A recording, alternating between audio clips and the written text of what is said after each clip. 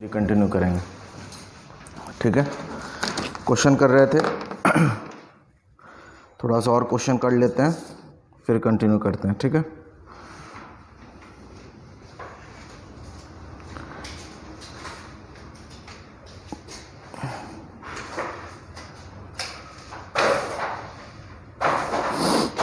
चलिए क्वेश्चन लिखते हैं।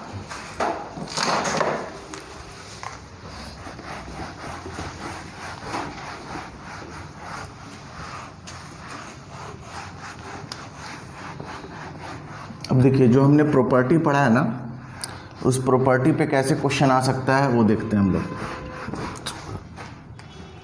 लीनियर, एक्टिव, बायलेटरल, इनके ऊपर कैसे क्वेश्चन फ्रेम किया जा सकता है। एक तो थ्योरी से एक एग्जांपल आपसे पूछा जा सकता है, कोई एक एलिमेंट का नाम दे दिया, पूछ लेगा क्या है वो, यूनिलेटरल है, बायलेटरल है। ठीक है ना। दूसरा पूछने का एक तरीका क्या है क्वेश्चन का, उसका IV कैरेक्टरिस्टिक्स दिया रहेगा या VI कैरेक्टरिस्टिक्स दिया रहेगा, जो बोलना है बोलिए। ठीक है ना, यानी ग्राफ बना के दिया रहेगा और आपसे पूछा जाएगा कि बताइए क्या है। ठीक है ना। तो मैं अगर आपसे बोलूं कि एक ग्राफ है यहाँ पे इस तरीके से, ठीक है, किसके बीच में ग्राफ बना हुआ है, करंट वर्सेस वोल्टेज। 1 दिख रहा है तुमको, करंट वर्सेस वोल्टेज। तो आपको कमेंट करना है, यहाँ पे ऑप्शन लिख के दिया रहेगा इस तरीके से। पहला ऑप्शन लीनियर, कॉमा, तीनों प्रॉपर्टी एक साथ पूछेगा, है ना, comma, unilateral, comma, active element. ठीक है, यानी कि एक IV कैरेक्टरिस्टिक्स दिया होगा एक एलिमेंट का और आपसे पूछा जाएगा कि ये एलिमेंट कौन सा एलिमेंट है। समझ में आ रहा है कि नहीं, क्या पूछा जाएगा कि ये एलिमेंट कौन सा एलिमेंट है। Option A, similarly option B, shortcut में लिखें क्या, NL लिख देते हैं, नॉन लीनियर। ठीक है ना, बायलेटरल एक्टिव एलिमेंट, एक्टिव। तीसरा ऑप्शन लीनियर, बायलेटरल, पैसिव। इस तरह से आपसे पूछा जाएगा क्वेश्चन। ठीक है ना। ये ऑप्शन डी क्या हो जाएगा, नॉन लीनियर, बायलेटरल, पैसिव। ठीक है ना। ये क्वेश्चन पूछने का तरीका आपसे पूछा जा सकता है। ठीक है ना। डिफरेंट ऑप्शंस आपको बना के दिए जा सकते हैं और आपको बताना होगा कि कौन सा ऑप्शन इसमें से सही है। तो एक तो ये इस तरह का क्वेश्चन है। दूसरा क्वेश्चन क्या हो सकता था कि आपसे कोई भी एलिमेंट का नाम दे दिया जाएगा, जैसे इंडक्टर है या फिर डायोड, और पूछा जाएगा कि वो क्या है। ठीक है ना, एक्टिव है, पैसिव है, लीनियर है, नॉन लीनियर है, ये सारी चीज़ें। आ रही बात समझ में कि नहीं। तो बताइए, इसका आंसर बताइए, कौन सा आंसर है, सी सही लग रहा है आपको, लीनियर है, डी लग रहा है, हाँ, आपको पैसिव लग रहा है और लीनियर भी लग रहा है।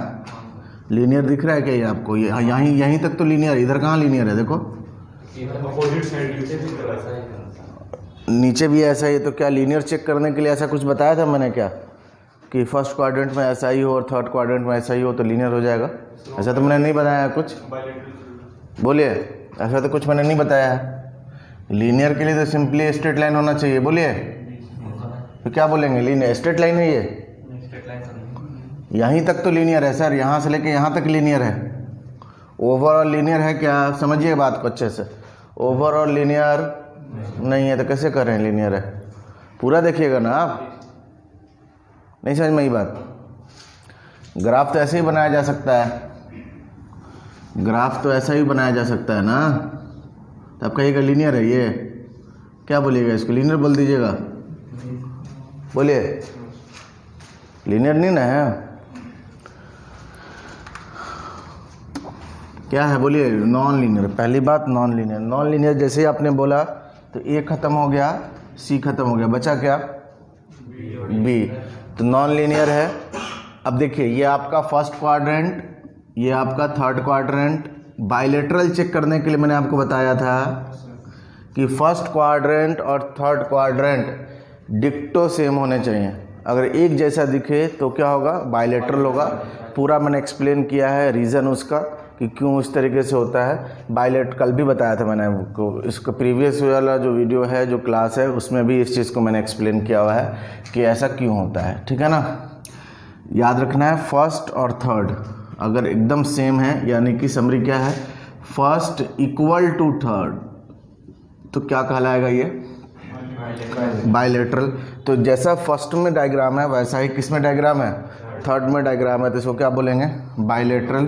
तो नॉन लीनियर बाइलेटरल, ये तो बी और सी, बी और डी दोनों में है, आप नहीं छांट सकते हैं। ठीक है ना, फिर आ जाइए किस में, एक्टिव और पैसिव में। तो कल का नोट्स देखिए, हाँ साफ साफ बताया है मैंने कि ग्राफ, अगर ग्राफ इक्वल होना जरूरी नहीं है, वन और थर्ड में है, वन में लाई कर रहा हो या फिर थर्ड में लाई कर रहा हो या फिर दोनों में लाई कर रहा हो, तो वैसे एलिमेंट को क्या बोलते हैं, बोलिए, पैसिव एलिमेंट। क्या बोलते हैं, पैसिव। सेकेंड और फोर्थ में लाई करते हैं तो क्या बोलते हैं, एक्टिव एलिमेंट। सारा लॉजिक बताया हुआ है, तो ऑप्शन डी यहाँ क्या होगा, सही होगा। फटाफट लिखिए, जल्दी करिए, कॉपी करिए।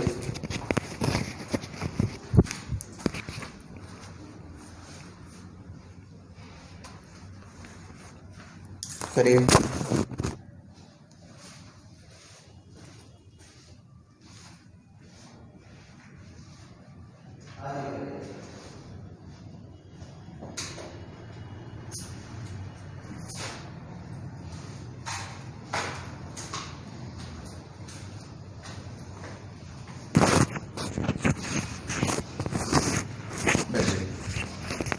सेकेंड पेज पे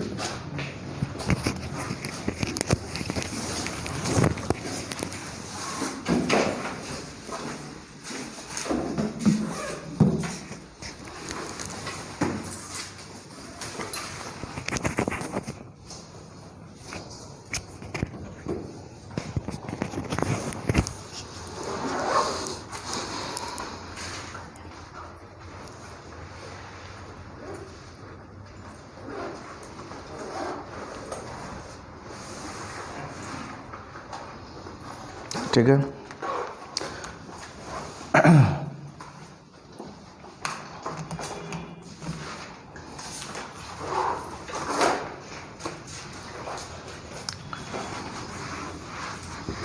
हटा देना। देखिए नेक्स्ट क्वेश्चन, देखिए नेक्स्ट क्वेश्चन देखिए,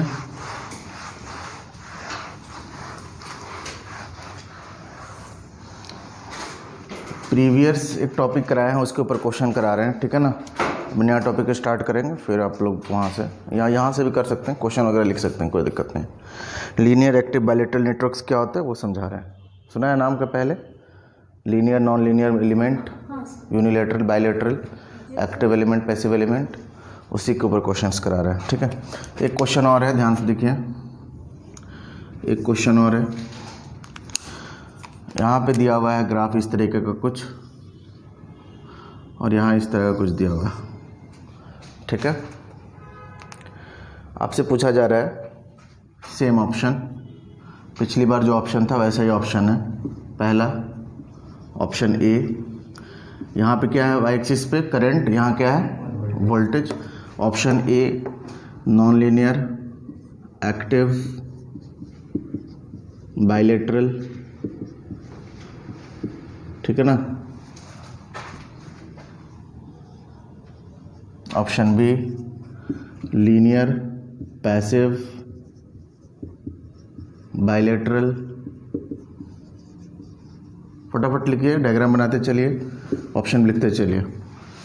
जिसको दिक्कत हो रहा होगा फुल फॉर्म लिखेगा पूरा, non linear, linear, passive, bilateral. बताना है कि किस चीज़ का ग्राफ दिया हुआ है, ये जिस एलिमेंट का ग्राफ है उसकी प्रॉपर्टी बतानी है आपको। ठीक है ना। ऑप्शन सी देखिए,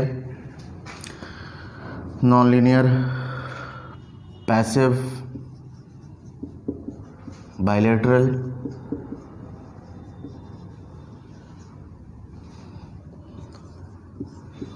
non linear passive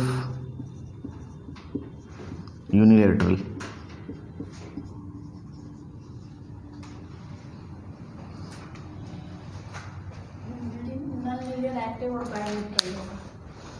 non linear, active और बाइलेटरल। पहली बात, अगर आपको नॉलेज है थोड़ा सा भी, तो ये किसका कैरेक्टरिस्टिक्स दिख रहा है? डायोड का दिख रहा है ना? बोलिए, डायोड को एक्टिव मिलेंगे, पैसिव मिलेंगे? पैसिव मिलेंगे। Unilateral, bilateral? यूनिलेटरल ना। जब आप फॉरवर्ड बायस करते हैं तो कंडक्ट करता है, डायोड को जब आप फॉरवर्ड बायस करते हैं तो करंट अच्छा खासा फ्लो करता है उसमें से। बोलिए, अगर प्रैक्टिकल डायोड की बात करें तो, या आइडियल लेके आप चेक कर लीजिए। आइडियल डायोड में जब फॉरवर्ड बायस करेंगे तो डायोड शॉर्ट सर्किट की तरह काम करता है, बहुत सारा करंट फ्लो करेगा। जब उसी को रिवर्स बायस करते हैं तो रेसिस्टेंस कितना रहता है? इनफाइनाइट, ओपन सर्किट हो जाता है ना। बोलिए, डायोड जो है, ये मैं डिवाइस के नॉलेज से कैरेक्टरिस्टिक्स बता रहा हूँ, प्रॉपर्टी से ही बता दूंगा अभी मैं। ये आपका P होता है, ये आपका N होता है। अगर इसको आपने पॉजिटिव दिया, इसको नेगेटिव दिया तो फॉरवर्ड बायस बोलते हैं। तो फॉरवर्ड बायस के केस में क्या हो जाता है? डायोड कैसे बिहेव करता है फॉरवर्ड बायस के केस में? शॉर्ट सर्किट की तरह आईडी करंट फ्लो कर रहा होता है, ठीक है ना, मिली एम्पियर में। अगर कुछ रेसिस्टेंस भी है तब भी मिली एम्पियर में करंट फ्लो कर रहा है, ठीक है ना। अगर प्रैक्टिकल ले लें तब भी मिली एम्पियर में करंट फ्लो करता है। अगर यही डायोड को अगर रिवर्स बायसिंग कर दें, यहाँ पे ये P है, ये N है, इसको नेगेटिव, इसको पॉजिटिव, तो कैसे बिहेव करता है? आइडियल है तो ओपन सर्किट, अगर प्रैक्टिकल है तो यहाँ एक रेसिस्टर लगेगा जो इसकी वैल्यू बहुत ज़्यादा हाई होगी और करंट माइक्रो एम्पियर में फ्लो करता है। याद आ रहा है कि नहीं? कभी देखा है ग्राफ आपने? डायोड का जो कैरेक्टरिस्टिक्स होता है उसमें ये मिली एम्पियर में आता है, ठीक है ना, और ये वाला जो करंट आता है वो माइक्रो एम्पियर में आता है। याद आ रहा है? रिवर्स बायसिंग करंट बहुत ही कम होता है। यानी कि जब जैसे ही आपने पोलरिटी चेंज किया, फॉर एग्जांपल ये टर्मिनल A था, ये टर्मिनल B था, ठीक है ना, ये टर्मिनल A है, ये टर्मिनल B है। A की तरफ पॉजिटिव, B की तरफ नेगेटिव, तो ये इसका बिहेवियर कुछ और है। जैसे ही आपने पोलरिटी चेंज कर दिया, B की तरफ कर दिया क्या? पॉजिटिव, और A की तरफ नेगेटिव, तो इसका बिहेवियर क्या हो गया? चेंज हो गया। अब ID इज इक्वल टू क्या हो गया? Diode current is equal to क्या हो गया? ऐसे एलिमेंट को क्या बोलते हैं? Unilateral element. ऑलमोस्ट जितने भी इलेक्ट्रॉनिक्स डिवाइसेज हैं सारे क्या होते हैं? यूनिलैटरल होते हैं। एक्सेप्शनल कौन सा है? ट्रायक और डायक, ठीक है ना। ट्रायक और डायक एक्सेप्शनल है। जो नॉन लीनियर ये इलेक्ट्रॉनिक डिवाइस होते हुए भी क्या है? बोलिए, बाइलेटरल है। बाइलेटरल का एग्जांपल देखो, बाइलेटरल किसको बोलेंगे? फॉर एग्जांपल यहाँ पे आपने 10 वोल्ट दिया, ठीक है ना, 2 ओम है, करंट कितना फ्लो करेगा? बोलिए, 5 ampere. Voltage by resistance current होता है ना, 5 एम्पियर करंट फ्लो करेगा। कब? A to B। इसी डायग्राम को अगर मैं इस तरीके से बनाऊं, अगर मैं पोलरिटी चेंज कर दूं, ये आपका A है, ये आपका B है, सेम 10 वोल्ट दिया हमने, बट यहाँ पॉजिटिव, यहाँ क्या कर दिया? नेगेटिव। अभी भी कितना करंट फ्लो करेगा? 5 एम्पियर, बट डायरेक्शन क्या हो जाएगा? चेंज। क्या इसके प्रॉपर्टी के ऊपर कोई फ़र्क पड़ा क्या? इसके बिहेवियर के ऊपर कोई फ़र्क पड़ा क्या? जितना पावर लॉस पहले हो रहा होगा उतना ही पावर लॉस अभी भी हो रहा है। जितना करंट पहले फ्लो कर रहा था अभी भी उतना ही करंट फ्लो कर रहा है। तो सिंपल सा डिफिनेशन लिखा चुके हैं आप लोगों को। क्या लिखा थे कि बाइलेटरल एलिमेंट में वोल्टेज के पोलरिटी को चेंज करने से जो एलिमेंट का बिहेवियर है वो चेंज नहीं होता है। ऐसे एलिमेंट को क्या बोलते हैं? बाइलेटरल। जिसके पोलरिटी को चेंज करने से उसके बिहेवियर चेंज हो जाता है उसको क्या बोलते हैं? यूनिलैटरल। तो बहुत ही सिंपल सा ट्रिक है याद रखने का। जो भी इलेक्ट्रॉनिक डिवाइसेज हैं ऑलमोस्ट सारे क्या होते हैं? यूनिलैटरल। नाम से पता चला, यूनी एक तरफ का जो होता है उसको यूनी बोलते हैं। बाई का मतलब दोनों तरफ होता है, ठीक है ना। समझ में आ रहा है कि नहीं? बाई का मतलब क्या होता है? दोनों तरफ से, ठीक है ना। तो इलेक्ट्रॉनिक डिवाइसेस सारे क्या हैं? यूनिलैटरल है। एक्सेप्शन है SC, ये क्या नाम है? ट्रायक और डायक, ठीक है ना।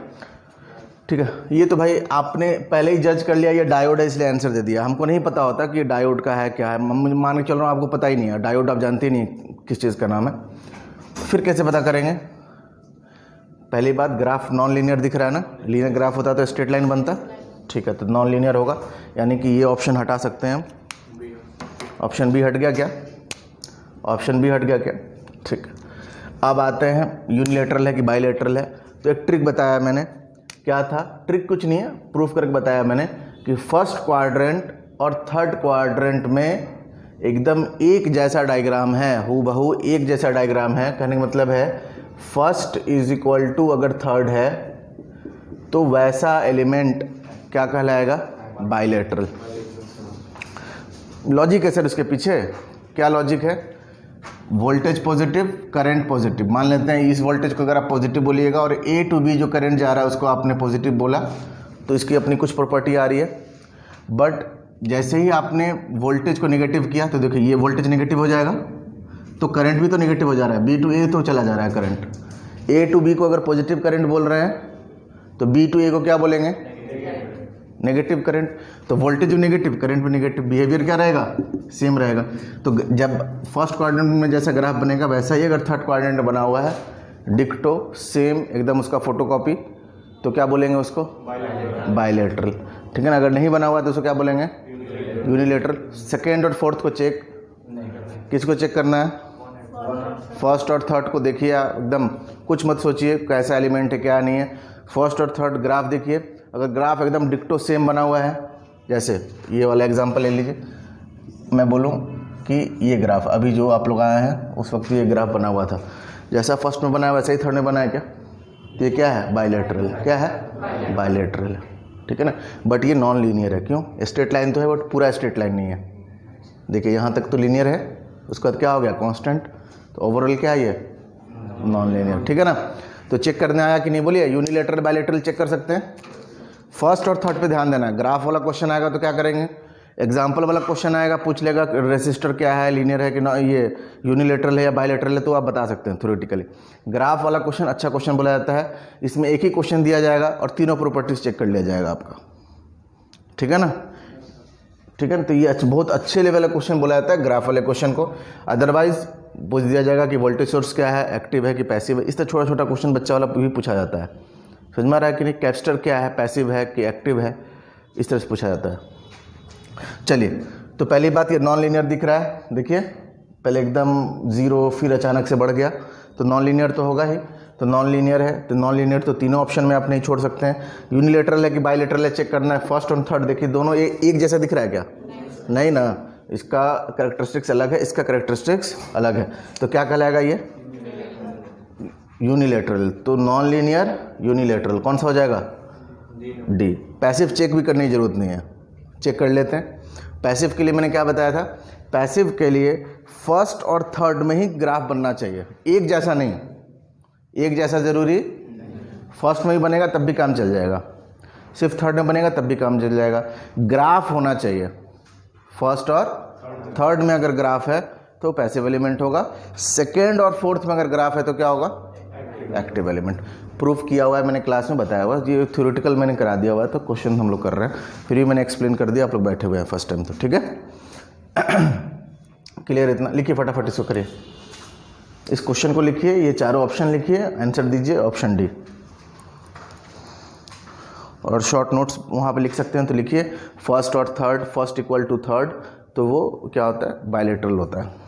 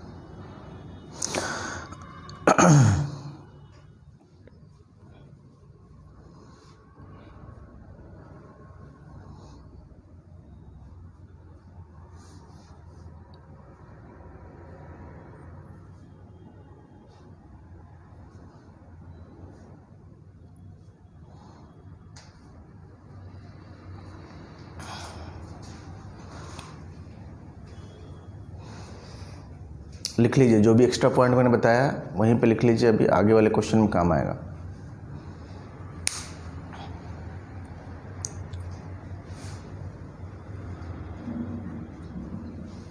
एक एक घंटे की 2 क्लास आपकी छुट्टी हुई है, ठीक है ना, कुछ नहीं छूटा, ठीक है। एक एक घंटे की 2 क्लास है। पहला क्लास तो इंट्रोडक्शन ही था, ठीक है, कुछ इंपॉर्टेंट नहीं था उसमें। कल वाले क्लास में कुछ क्वेश्चंस वगैरह कराया था मैंने एक्टिव पैसिव पे, तो वो भी हो जाएगा कवर, एग्जांपल्स वगैरह कराएंगे, कवर हो जाएगा।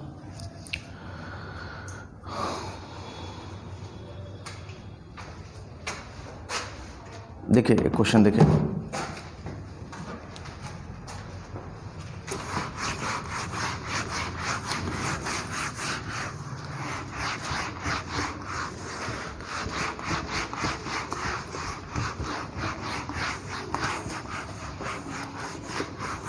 किस कॉलेज से हैं आप लोग? हाँ, आपका? Government polytechnic. इसी साल के पास आउट है, ठीक है।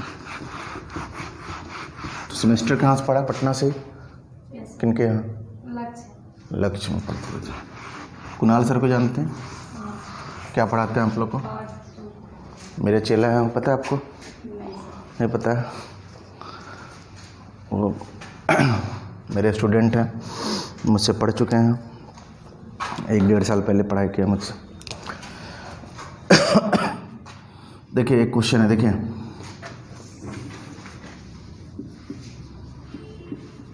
IV एक ग्राफ दिया हुआ है इस तरीके का और इस तरीके का, ठीक है। सेम ऑप्शन, जो ऑप्शन आप एक मिनट देख लेता हूँ ऑप्शन था कि नहीं उसमें, क्या क्या था ऑप्शन पिछली बार? Active bilateral, linear passive bilateral, non linear passive bilateral और नॉन लीनियर पैसिव यूनिलैटरल। नहीं है उसमें ऑप्शन, मैं फिर से ऑप्शन बना रहा हूँ, ठीक है। देखिए ध्यान से देखिए,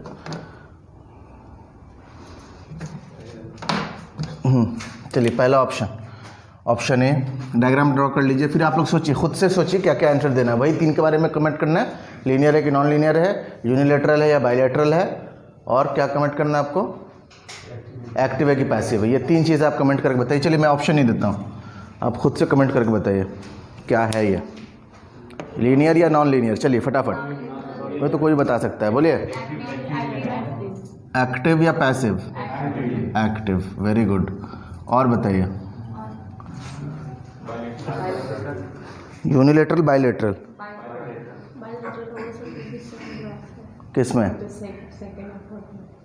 किसमें सेम ग्राफ है? सेकेंड और फोर्थ में? इस वजह से बाइलैटरल। तब भी सेम कहाँ दिख रहा है क्या?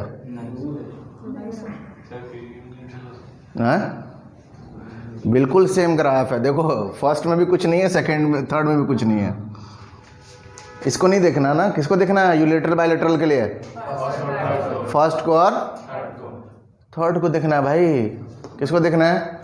फर्स्ट को और थर्ड को। देखो ये भी खाली, ये भी खाली, हो गया, खेल खत्म। क्या है? बाइलैटरल है ना, एकदम एक जैसा है कि नहीं? हम क्या बोले थे कि फोटो कैसा होना चाहिए? फर्स्ट और थर्ड को ही चेक करना है। लॉजिक समझिए, अभी जो बताया ना यूनिलैटरल बाइलैटरल का लॉजिक, उसी लॉजिक में बोल रहा हूँ कि क्यों फर्स्ट और थर्ड को ही चेक करना है, क्योंकि हमको पोलैरिटी चेंज करके देखना है। यूनिलैटरल बाइलैटरल डिसाइड करने के लिए क्या करना होगा? पोलैरिटी चेंज करना होगा। तो पहले वोल्टेज अगर इस साइड में दिए हुए हैं, तो अब वोल्टेज को रिवर्स करना होगा कि नहीं करना होगा?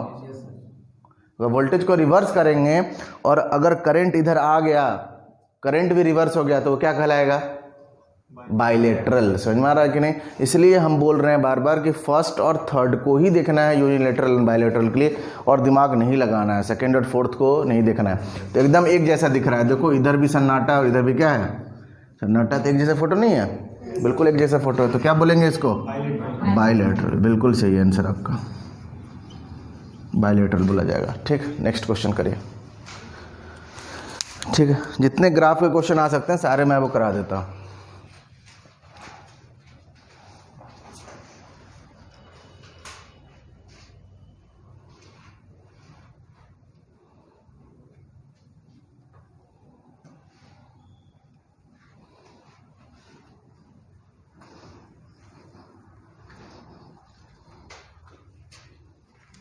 करिए।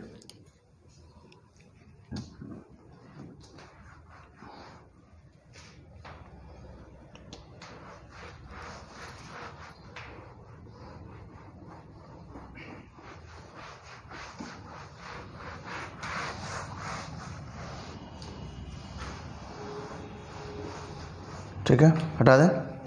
अब देखें, एक कंफ्यूज करने वाला क्वेश्चन आपको देते हैं।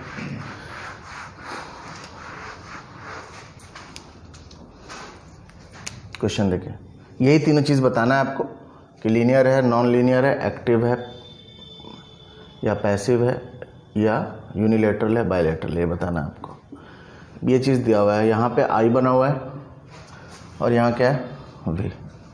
आई वर्सेस वी ग्राफ है। तीनों चीज़ के ऊपर कमेंट कीजिए। Linear, non linear, linear, non linear, linear दिख रहा है तुमको? कहाँ दिख रहा है लीनियर? ये कर्व लीनियर दिखता है तुमको? इसको लीनियर बोल दिया जाए? बोलो, लीनियर का मतलब क्या है कि अब वोल्टेज बढ़ाते जाइए करंट क्या हो जाएगा, बढ़ते जाएगा। लीनियर दिख रहा है कि नॉन लीनियर दिख रहा है? कर्व है ना, ऐसा थोड़ी बनाया भाई, ये नहीं बनाया है, देखो ये नहीं बनाया, ये दिख रहा है क्या तुम लोग को? ऐसा कुछ सोच लिया हो क्या? ऐसा होता तो वो सोच सकते थे थोड़ा सा, ठीक है ना, तब भी नहीं होता, डिसकंटिन्यूटी है यहाँ पे, ठीक है ना, तब भी नहीं होता।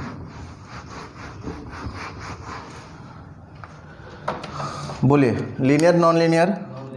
नॉन लीनियर, ठीक है, नॉन लीनियर। और बताइए, हाँ, पैसिव, बायलेटरल, यूनिलेटरल? बायलेटरल या यूनिलेटरल? यूनिलेटरल, बिल्कुल। फर्स्ट और थर्ड एक जैसा नहीं है तो क्या हो जाएगा, यूनिलेटरल। क्या हो जाएगा, यूनिलेटरल। एक जैसा होना चाहिए तो क्या कहेंगे, बायलेटरल। फर्स्ट और थर्ड एक जैसा होगा तो क्या बोलेंगे, बायलेटरल, ठीक है ना। एक्टिव पैसिव के ऊपर कमेंट कीजिए। फर्स्ट क्वाड्रेंट में मैंने क्या बोला था, पैसिव होगा, और सेकेंड क्वाड्रेंट में क्या बोला था मैंने, एक्टिव होगा। ये तो दोनों में है, ठीक है। बोलिए, जब भी ऐसा कोई क्वेश्चन आए जिसमें आप फंस जाएं कि एक्टिव होगा कि पैसिव होगा, तो क्या आंसर देना है आपको, एक्टिव देना है। देखिए इसका रीजन क्या हम बताते हैं आपको, रीजन समझिए। एक्टिव पैसिव को फिर से एक बार हम रिवाइज कर रहे हैं, क्योंकि कितने लोग नए बैठे हुए हैं अभी यहाँ पे, 4 लोग नए बैठे हुए हैं, ठीक है। तो आप लोग का भी रिवीजन हो जाएगा, ठीक है। एक बार फिर से मैं रिवाइज कराता हूँ एक्टिव पैसिव को, ठीक है ना। जो लोग कल नहीं आए थे राजीव, एक बार अच्छे से ध्यान से देखना है, ठीक है ना। आप लोग भी गलत करते हैं इसमें, ठीक है। जल्दी जल्दी में क्वेश्चन अगर आता है तो गलत होता है उसमें। मैंने क्या बोला था, कोई भी एक एलिमेंट है, कोई एक एलिमेंट है, ठीक है, ये पोलरिटी दिया हुआ है V, करंट का डायरेक्शन I, पॉजिटिव करंट है I, ठीक है ना। तो अगर पॉजिटिव टर्मिनल से उस एलिमेंट का, एलिमेंट बोल रहा हूँ, वो current source, voltage source, resistor, inductor, capacitor, transistor, diode, कुछ भी हो सकता है। अगर उस एलिमेंट के पॉजिटिव टर्मिनल से करंट अगर बाहर जाएगा तो उसको क्या बोलेंगे, एक्टिव एलिमेंट। क्या बोलेंगे उसको, एक्टिव एलिमेंट। याद रखिएगा, जो बोल रहे हैं उस चीज़ को पकड़ के रखना है, इस डायग्राम को पकड़ के रखना है। अब ये जो डब्बा बनाया है, ये कुछ भी हो सकता है, ठीक है ना, ठीक है। एक्टिव एलिमेंट, एग्जाम्पल अगर मैं बोलूँ एक्टिव एलिमेंट का जनरल वे में, तो वोल्टेज सोर्स, बोलिए, वोल्टेज सोर्स और करंट सोर्स बोल सकते हैं ना, एग्जाम्पल। जनरल वे में बात किया जाए कि एक्टिव एलिमेंट का एग्जाम्पल दो, तो क्या बोलेंगे, वोल्टेज सोर्स, करंट सोर्स, ठीक है ना। कुछ इलेक्ट्रॉनिक डिवाइसेस जैसे ट्रांजिस्टर, एक्टिव एलिमेंट में उसको हम लोग कर सकते हैं, एम्पलीफाई करता है चीज़ों को, ठीक है ना। एक्टिव बोलने के लिए और भी, एक्टिव में और भी डिटेल चीज़ें हैं, बट सर्किट थ्योरी के पॉइंट ऑफ व्यू से हम इतने पर रुक रहे हैं। इलेक्ट्रॉनिक्स पढ़ाएंगे तो इलेक्ट्रॉनिक्स में और अच्छे से डिस्कस करेंगे कि क्यों हम लोग डायोड को एक्टिव नहीं बोलते हैं, डायोड को हम लोग पैसिव बोलते हैं, बट ट्रांजिस्टर को हम लोग एक्टिव बोलते हैं। एक्टिव किस केस में होगा वो भी हम लोग देखेंगे, ठीक है ना, ठीक है ना। जब आपका सेचुरेशन मोड में होगा तो उसको एक्टिव नहीं बोलेंगे, कट ऑफ मोड में एक्टिव नहीं बोलेंगे, एम्पलीफिकेशन मोड वाला जो होता है उसको एक्टिव बोलते हैं, ठीक है ना। चलिए एक्टिव तो वो अलग डिस्कशन है, ठीक है ना, इलेक्ट्रॉनिक डिवाइसेस का, अभी यहाँ से वो करते हैं। तो एक्टिव एलिमेंट क्या तरीका है उसको चेक करने का, पॉजिटिव टर्मिनल से करंट बाहर जाना चाहिए। कैसा करंट, पॉजिटिव करंट कि नेगेटिव करंट, पॉजिटिव करंट, ठीक है ना, ये तरीका है चेक करने का। तो अगर एक्टिव एलिमेंट है, एक्टिव का मतलब कि डिलीवर करेगा, तो कोई आपसे डिलीवर अगर पूछ ले पी डिलीवर तो पॉजिटिव वी आई लिखेंगे। बट कोई आपसे पी एब्जॉर्ब पूछ ले, चूंकि एक्चुअल में ये एक्टिव है तो कर क्या रहा है, ये डिलीवर कर रहा है ना, पावर क्या कर रहा है, ये पावर डिलीवर कर रहा है। अगर ये पावर डिलीवर कर रहा है और आपसे कोई एब्जॉर्ब पूछ ले, यानी उल्टा चीज़ पूछ रहा है ना, तो उल्टा आंसर देंगे, क्या करेंगे, नेगेटिव आंसर देंगे। समझ में आ रहा है कि नहीं। नेगेटिव साइन का मतलब क्या है कि एक्चुअल में जो क्वेश्चन पूछा जा रहा है वो नहीं हो रहा। अब क्वेश्चन वाले को हम ये नहीं ना बोल सकते नहीं तुम गलत पूछ रहे हो, यहाँ पर तो एब्जॉर्ब नहीं, यहाँ डिलीवर नहीं एब्जॉर्ब हो रहा है, ऐसे तो नहीं बोल सकते। वो तो आपसे क्या पूछा है, एब्जॉर्ब पूछा है, बट क्वेश्चन में आपने आंसर निकाला क्या आ रहा है, डिलीवर। तो अब झगड़ा करने से बैठोगे, तुम गलत क्वेश्चन बनाया हो, क्या करना होगा वहाँ पे, नेगेटिव साइन का मतलब कि आप जो पूछ रहे हैं वो चीज़ यहाँ पर इतना पावर हो रहा है, बट आप जिस चीज़ की क्या इंक्वायरी कर रहे हैं वो चीज़ यहाँ पे अवेलेबल नहीं। जैसे हम लोग ब्लड टेस्ट कराते हैं, ठीक है ना, फॉर एग्जांपल मलेरिया का टेस्ट करने गए तो रिपोर्ट में पूरा डिटेल थोड़ी लिखा रहता है, क्या लिखा रहता है, पॉजिटिव या फिर नेगेटिव। अब मलेरिया के लिए गए थे, अगर है तो पॉजिटिव लिखा रहेगा, अदरवाइज क्या लिखा रहेगा, नेगेटिव। समझ में आ रहा है ना। नेगेटिव साइन का किसी कहीं पे भी करंट में, वोल्टेज में नेगेटिव साइन का मतलब अगर आ जाए, इसका मतलब क्या है कि एक्चुअल जो वो दिया हुआ है वहाँ पर डायग्राम में जो दिया हुआ है एक्चुअल में उसके अपोजिट है। नेगेटिव का मतलब सिंपली होता है, नेगेटिव वोल्टेज का मतलब क्या हुआ कि वोल्टेज पोलरिटी को आप चेंज कर दीजिए और पॉजिटिव लिख सकते हैं। नेगेटिव करंट का मतलब क्या है, करंट के डायरेक्शन को चेंज करके पॉजिटिव लिख सकते हैं। समझ में आ रहा है कि नहीं। उसी तरीके से कोई आपसे क्वेश्चन है पी एब्जॉर्ब पूछ ले, हाँ, बट फॉर एग्जांपल सुनो एक चीज़ बताता हूँ मैं आपको। फॉर एग्जांपल कोई आपसे पूछा कि बताओ ये करंट क्या होगा, आई, करंट क्या होगा, आई, डायरेक्शन दे के पूछा है ना आपसे। अगर इसका आंसर नेगेटिव आ रहा है तो आंसर नेगेटिव ही देना है आपको, क्योंकि इसी डायरेक्शन वाले करंट के बारे में पूछ रहा है, ठीक है ना। बट उसका मतलब क्या है, फॉर एग्जाम्पल एक कोई सर्किट सॉल्व कर रहे हैं, वहाँ करंट का वैल्यू नेगेटिव आया, तो ऐसा नहीं कि वहाँ पे फिर आप पॉजिटिव करके लिख दीजिए, नहीं, क्योंकि इस डायरेक्शन के अकॉर्डिंग पूछा है तो इस डायरेक्शन के अकॉर्डिंग आंसर देंगे। बट उस नेगेटिव का मतलब क्या है, एक्चुअल में करंट कहाँ फ्लो कर रहा है, अपोजिट डायरेक्शन में, एलिमेंट में करंट इंटर कर रहा होगा। समझ में आ रहा है कि नहीं। तो नेगेटिव का मतलब समझ में आ रहा है ना, जो एक्चुअल है उसका अपोजिट, जो एक्चुअल है उसके अपोजिट। तो अगर एक्टिव एलिमेंट पता कर लिया आपने और क्वेश्चन में अगर एब्जॉर्ब पूछा गया है तो आंसर को क्या देना पड़ेगा आपको, नेगेटिव में देना पड़ेगा, क्योंकि एक्टिव एलिमेंट पावर डिलीवर करता है। इसको सोर्स भी बोलते हैं। तो सोर्स क्या करेगा, डिलीवर करेगा या रिसीव करेगा, बोलो, डिलीवर करेगा। सिंपल सा चीज़ है, डिलीवर करना है तो यहाँ से दूरी भेजोगे तभी तो डिलीवर होगा। तो करंट पॉजिटिव टर्मिनल्स क्या होना चाहिए, दूर जाना चाहिए। लिख लीजिए शॉर्टकट में, नोट्स में लिख लीजिए, ठीक है।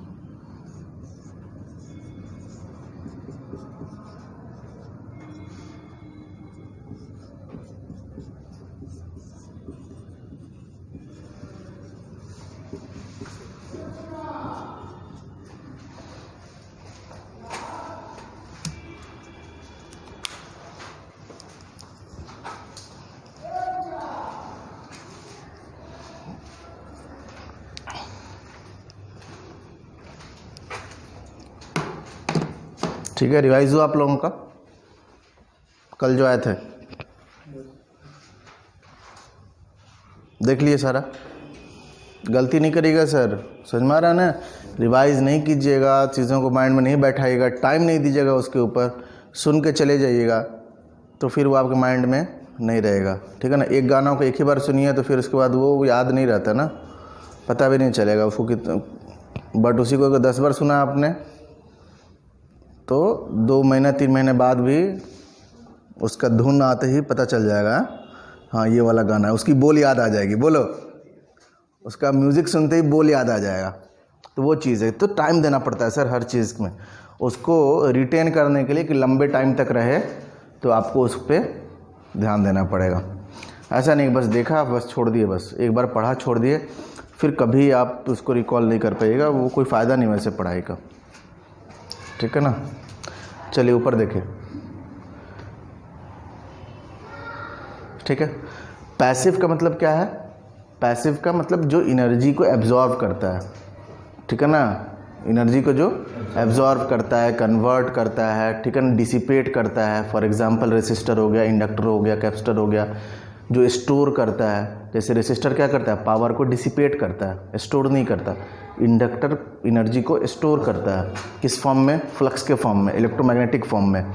और कैपेसिटर इलेक्ट्रोस्टैटिक फॉर्म में एनर्जी को स्टोर करता है, एब्जॉर्ब नहीं करता। क्या करता है? स्टोर करता है। कैपेसिटर है जिसको चार्ज कीजिएगा, वो चार्ज वहाँ स्टोर हो जाएगा, डिस्चार्ज कीजिएगा, चार्ज वहाँ डिस्चार्ज हो जाएगा, ठीक है ना। खर्चा नहीं होता उसका, वो खर्चा नहीं करता। क्या करता है? स्टोर करता है, ठीक है ना। डिसिपेट होने का मतलब कि पावर लॉस हो गया। जैसे बल्ब जल रहा है, वहाँ हीट हुआ, पावर लॉस हो गया, ख़त्म। हीटर है, पानी गर्म किया आपने, उस वो जो इलेक्ट्रिकल एनर्जी था वो पानी गर्म करने में यूज़ हो गया, हीट एनर्जी ख़त्म। नहा लिए आप, पानी ख़त्म हो गया, गर्म पानी गायब, वो एनर्जी लॉस हो गया, ख़त्म हो गया। उसको लॉस लीजिए या अपने काम का चीज़ लीजिए, एक ही बात है, ठीक है ना। बट इंडक्टर कैपेसिटर क्या करता है? कभी भी एनर्जी का लॉस उसमें, प्योर इंडक्टर प्योर कैपेसिटर की बात कर रहे हैं, प्रैक्टिकल में तो होगा ही लॉस, है ना। तो वो स्टोर करता है एनर्जी। तो ऐसे एलिमेंट को क्या बोलते हैं? Passive element. कैसे पहचानेंगे पैसिव एलिमेंट? पॉजिटिव टर्मिनल से करंट क्या करेगा? इंटर करेगा।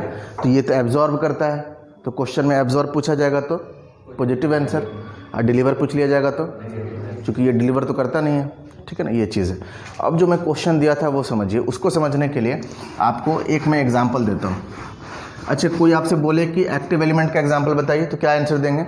Voltage source, current source. कोई बोले पैसिव एलिमेंट का एग्जाम्पल दी, तो क्या बोलेंगे? ये जनरल वे में एक बात हुआ, ये जनरल वे में एक बात हुआ। बट सर्किट के कंडीशन के अकॉर्डिंग, देखिए मैं आपको एग्जांपल दे रहा हूँ, समझ में आ जाएगा। सर्किट के कंडीशन के according voltage source, current source passive element की तरह काम कर सकता है एक्टिव। बट सर्किट के कंडीशन के अकॉर्डिंग किसकी तरह काम कर सकता है? किसकी तरह? पैसिव की तरह काम कर सकता है। सिमिलरली इंडक्टर और कैपेसिटर हैं क्या? पैसिव। बट ट्रांजिएंट स्टेट में याद होगा आपको, जब चार्ज होता है कैपेसिटर तो वो करंट ले रहा होता है, पैसिव की तरह काम करता है। बट जब डिस्चार्ज होता है तो सप्लाई करता है, तो एक्टिव की तरह काम करता है। तो ये सर्किट के कंडीशन के ऊपर है, बट इसको जनरल आंसर नहीं देंगे। अब समझिए बात मैं जो आपको बोलना चाह रहा हूँ। फॉर एग्जांपल, इसी चीज़ को प्रूव करने के लिए एक एग्जांपल लेते हैं। फॉर एग्जांपल, यहाँ पे आपके पास है 10 वोल्ट, यहाँ पे एक रेसिस्टर लगा हुआ है 10 ओम का, और यहाँ पर एक आपके पास वोल्टेज सोर्स है, ये है 20 वोल्ट, ठीक है ना। ठीक है। अब इतना देखिए, इतना छोटा सा क्वेश्चन है ना, इसी क्वेश्चन में आपको घुमा के पूछा जा सकता है और आंसर आपका नहीं निकलेगा। अलग अलग स्टेटमेंट दे दिया जाएगा कि 10 वोल्ट सोर्स, या सोर्स का नाम दे देगा, ये S1 है, ये S2 है। S1 डिलीवर एनर्जी, या S1 deliver this much of power, जैसे निकाल लेते हैं। पहले चलिए, पहले करंट निकालिए तो कितना आ जाएगा सर? करंट यहाँ पे करंट कितना होगा? क्या होगा करंट का डायरेक्शन? थोड़ा बहुत सिंपल सा है, बताओ। अरे 2 बैटरी लगा हुआ है सीरीज में, तो बड़े वाले में छोटा घटेगा ना, 20 - 10 10, और करंट का डायरेक्शन क्या होगा? ऐसा होगा ना, पक्का? किसी को कोई दिक्कत तो नहीं है? अब हम केवीएल वेल नहीं लगा रहे हैं अभी, चूँकि नहीं पढ़ा है, हम केवीएल केसीएल नहीं पढ़ा है। करंट ऐसे फ्लो करेगा तो क्या होगा बोलिए? 10/10 कितना? 1 एम्पियर करंट फ्लो करेगा, यानी यहाँ से 1 एम्पियर लीव कर रहा है, बोलिए इस सोर्स से 1 एम्पियर लीव कर रहा है, करंट ऐसे फ्लो किया ऐसे फ्लो किया, यहाँ 1 एम्पियर क्या कर रहा है, इंटर कर रहा है। बताइए इस दोनों सोर्स में से कौन सा एक्टिव की तरफ वर्क कर रहा है, कौन सा पैसिव की तरफ वर्क कर रहा है? S2 और S1, बट दोनों तो एक्टिव एलिमेंट है ना। अरे वोल्टेज सोर्स क्या है, बैटरी क्या है, सेल क्या है, एक्टिव एलिमेंट ना। बट सर्किट के कंडीशन में देखिए कैसे वर्क कर रहा है। अभी एक सोर्स का क्या होने लगा, बोलिए एक सोर्स किसकी तरफ का काम करने लगा, पैसिव की तरफ। एक सोर्स किसकी तरफ काम करने लगा, पैसिव की तरफ। बट सर VI कैरेक्टरिस्टिक्स बनाएंगे अगर हम वोल्टेज सोर्स का, तो इसको हम पैसिव थोड़ी बोल देंगे, जो जनरल वे में जो इसका काम है वही बोलेंगे ना।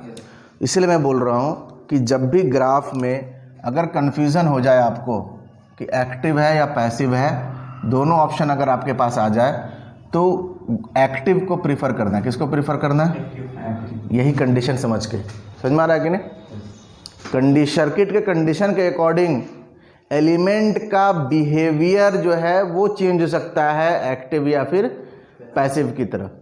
बट ग्लोबली वो क्या होगा वो आंसर देना है। तो ग्लोबली का मतलब जनरल वे में बात कर रहे हैं, जैसे रेसिस्टर, इंडक्टर, कैपेसिटर, ग्लोबली क्या है, पैसिव एलिमेंट। बट इंडक्टर और कैपेसिटर लोकली का मतलब सर्किट में कहीं पर वो कैसे काम कर सकता है, एक्टिव की तरह काम कर सकता है पैसिव, एक्टिव की तरह काम कर सकता है। तो जब भी ऐसा हो जिसमें आपको कन्फ्यूज़न हो, चूँकि फर्स्ट क्वाड्रेंट में भी ग्राफ है और सेकंड क्वाड्रेंट में भी ग्राफ है, तो आप सर ने जो सिखाया उसके अकॉर्डिंग आप पैसिव बोल सकते हैं, फर्स्ट में है तो, सेकंड में है तो एक्टिव बोल सकते हैं। तो कौन सा लें आंसर, तो क्या आंसर लेंगे, एक्टिव आंसर लेंगे। समझ में आ रहा है कि नहीं। ओवरऑल क्या आंसर लेना है, जब भी पैसिव एक्टिव में प्रॉब्लम हो तो एक्टिव आपको आंसर लेना है, अगर दोनों आंसर आप कर रहे हैं तो, ठीक है ना। इसका कोई फिक्स आंसर नहीं है, ठीक है ना। IAS का क्वेश्चन है, वहाँ पे एक्टिव ही आंसर दिया जा रहा है, ठीक है ना। तो इसलिए ये मान के चल रहा है कि ओवरऑल एलिमेंट का बिहेवियर की बात कर रहे हैं हम लोग, ओवरऑल एलिमेंट के बिहेवियर की बात कर रहे हैं, ठीक है। तो ये ग्राफ बनाए थे ना आप लोग, तो वहाँ क्या आंसर देंगे क्या आंसर देंगे, नॉन लीनियर, एक्टिव, यूनिलेटरल कि बायलेटरल था, यूनिलेटरल। चलिए लिखिए वहाँ पे, समझ में आ रहा है ना। अब देखिए इतना छोटा सा क्वेश्चन है ना, इतना अच्छा क्वेश्चन बनाया जा सकता है यहाँ पे आपका टाइम ख़राब करने के लिए। स्टेटमेंट लिख के दिया जाएगा, ठीक है ना। कितना पावर है यहाँ पे ये बताना, तो P2 कितना है बताना, तो यहाँ पे 20 वाट, और P1 कितना बताना, तो 10 वाट। हम प्लस माइनस नहीं बोल रहे हैं अभी, ठीक है, पावर की बात कर रहे हैं। अब ऑप्शन में क्या लिख के दिया जाएगा पता है, S2 डिलीवर लिखा जाएगा, which of the following is not correct, ठीक है ना, है ना। क्वेश्चन टफ हो गया, देखो करेक्ट पूछा जाता है तो क्वेश्चन आसान होता है, नॉट करेक्ट यानी तीन स्टेटमेंट, एक स्टेटमेंट, तो चारों स्टेटमेंट बहुत ध्यान से, एक को पढ़ के नहीं छोड़ सकते ना। करेक्ट वाले में एक पहला ही सही हो गया तो छोड़ देंगे, बोलो हो सकता है ना ऐसा। अब देखो कैसे कैसे कैसे लैंग्वेज बनाया जा सकता है क्वेश्चन पूछने का। देखिए क्वेश्चन पूछने का जो वे होता है ना, जो तरीका होता है ना, उस तरीके से क्वेश्चन को आसान या टफ बनाया जाता है। क्वेश्चन कोई भी टफ या आसान नहीं होता, क्वेश्चन का पूछने का जो तरीका होता है वही क्या हो जाता है आपका, आसान या टफ हो जाता है। कोई इसी क्वेश्चन में सिंपली कोई पूछ ले, पावर डिलीवर्ड बाय सोर्स 2 या 20 वोल्ट वोल्टेज सोर्स, तो पावर डिलीवर बोला, पूछा आपसे, और एक्चुअल में ये डिलीवरी कर रहा है, तो आंसर दे देंगे +20 वाट।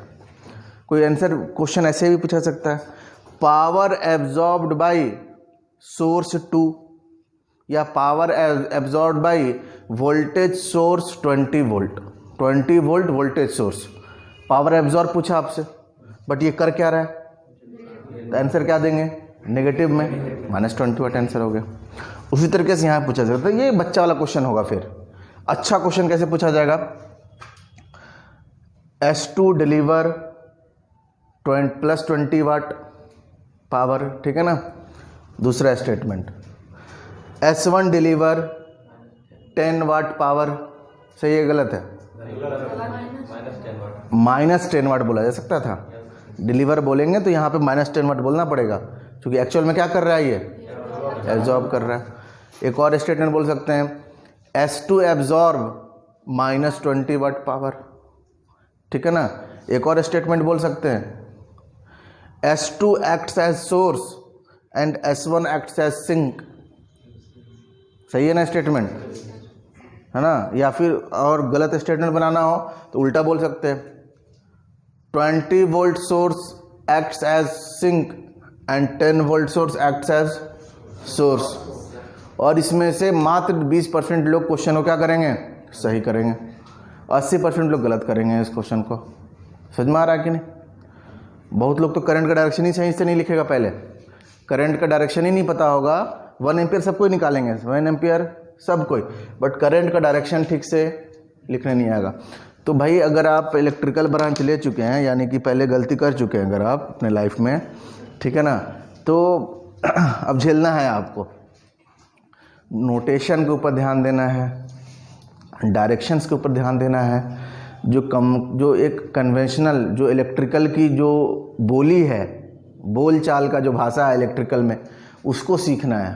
समझ में आ रहा कि नहीं, कि एब्जॉर्ब का क्या मतलब होगा, डिलीवर का क्या मतलब होगा, वोल्टेज और करंट के बीच में 90 डिग्री है, कभी दिखता नहीं है आँख से, फिर भी मानना पड़ेगा वोल्टेज और करंट के बीच में क्या है, 90 डिग्री है, वोल्टेज करंट के बीच में 0 डिग्री है, बोलिए, या 36.86 डिग्री है।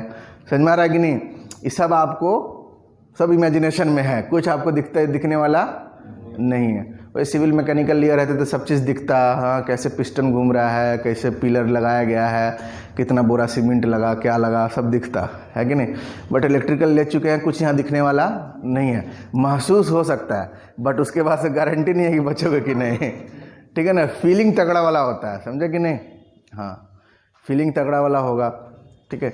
सिविल वाले फीलिंग नहीं ले सकते हैं कि अगर ये गिरेगा तो क्या महसूस होगा, अगर ये पुल गिरे तो क्या महसूस हो, कोई नहीं ले सकता ये फीलिंग। बट हम लोग लैब में फीलिंग ले सकते हैं, 1 एम्पियर से क्या होने वाला है, 2 एम्पियर डीसी से क्या होगा, एसी से क्या होगा, फीलिंग लिया जा सकता है लैब में, ठीक है ना। तो इसलिए इलेक्ट्रिकल का अच्छा स्टूडेंट्स भी होगा ना जिसका इमेजिनेशन ज़्यादा अच्छा है, जो बातों को पकड़ेगा, अपने माइंड में एक कहानी सा बनाएगा कुछ, ठीक है ना, एक फ़ोटो क्रिएट करेगा। समझ में आ रहा कि नहीं। वो चीज़ नहीं करेगा, नोटेशन के ऊपर ध्यान नहीं देगा, सोचेगा बस ऐसे ही पढ़ रहे हैं, कोई ये नहीं है। जो आपका स्टैंडर्ड तरीका है, अब इसको क्या बोलते हैं, जो हमने पढ़ा है अभी एक्टिव पैसिव को, इसको बोलते हैं पैसिव साइन कन्वेंशन। क्या बोलते हैं, passive sign convention.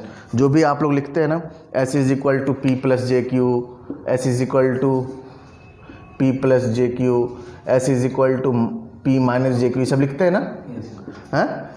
Reactive power absorb को हम लोग पॉजिटिव लिखते हैं, लैगिंग रिएक्टिव पावर को पॉजिटिव लिखते हैं, लीडिंग रिएक्टिव पावर को आप नेगेटिव लिखते हैं। ये सारा पैसिव साइन कन्वेंशन के अकॉर्डिंग लिखते हैं, ठीक है ना, इस तरीके से लिखते हैं। जैसे एक देखिए कैसे हम लोग मैथ्स में एक कन्वेंशन मान लेते हैं कि भाई इधर एक्स एक्सिस है, इधर वाई एक्सिस है। किसी ने बोला कि इधर ही एक्स एक्सिस होगा, इधर वाई एक्सिस होगा, इसको वाई एक्सिस, इसको एक्स एक्सिस नहीं ले सकते हैं क्या, ले सकते हैं ना भाई, काम चलाने के लिए अपना, ठीक है ना। तो वो चलेगा, बट यहाँ पे उस तरीके से करिएगा तो फिर आपका आंसर क्या हो जाएगा, गलत हो जाएगा। समझ में आ रहा है कि नहीं। यहाँ पे आपको मानना पड़ेगा कि हाँ पॉजिटिव सीक्वेंस का मतलब क्या होता है, नेगेटिव सीक्वेंस का मतलब क्या होता है, आपको लेना पड़ेगा। फेज़र में किस तरह से एंगल आप मेज़र करेंगे तो पॉजिटिव एंगल मानेंगे, किधर से एंगल मेज़र करेंगे तो नेगेटिव एंगल मानेंगे। होता है ना कि एंटी क्लॉकवाइज एंगल होगा तो पॉजिटिव एंगल मानना है, एंड क्लॉकवाइज एंगल लेंगे तो नेगेटिव एंगल मानना है। तो ये क्या है, एक स्टैंडर्ड बना हुआ है ना, इस स्टैंडर्ड से अगर आप हटिएगा, साइंटिस्ट बनिएगा, अपने अकॉर्डिंग आंसर दीजिएगा तो क्या होगा, बोलिए, गलत हो जाएगा आपका आंसर। इसीलिए इम्पॉर्टेंट है कि कन्वेंशंस को लेके चलना है हमें। तो नोट करके 1-2 पॉइंट लिख लेते हैं, थोड़ा सा हम लोग नोट करके एक पॉइंट लिख लेते हैं। लिखिए, inductor and capacitor, inductor and capacitor, inductor and capacitor are globally passive. Globally का मतलब जनरल वे में, हाँ, globally passive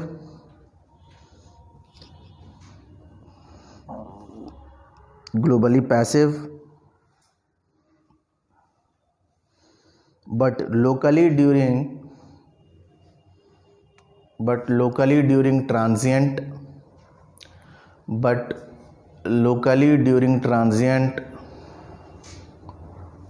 but locally during transient, when they discharge, but locally during transient, when they discharge, when they discharge are active, are active, are active। ठीक है,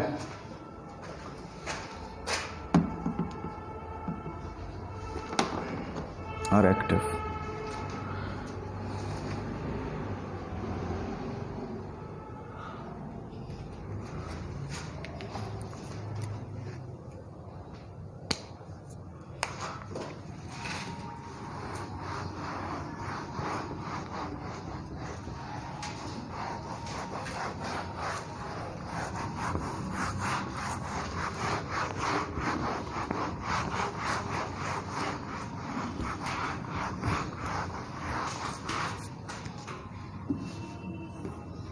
एक example करा देते हैं सिंपली रिवीजन के लिए कि थोड़ा सा आपको ध्यान रहेगा।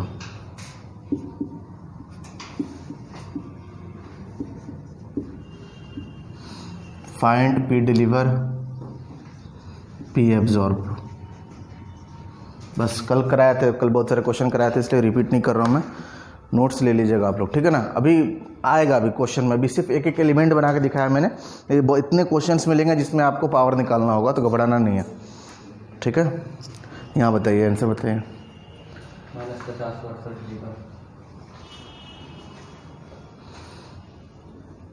सबको ही बताएंगे आंसर। चलिए सब अपना अपना आंसर बताइए, दूसरे का आंसर सुन के नहीं बताना है, सही है गलत है कोई गारंटी नहीं है। आप जो आपको बताए हैं वो देखना है आपको।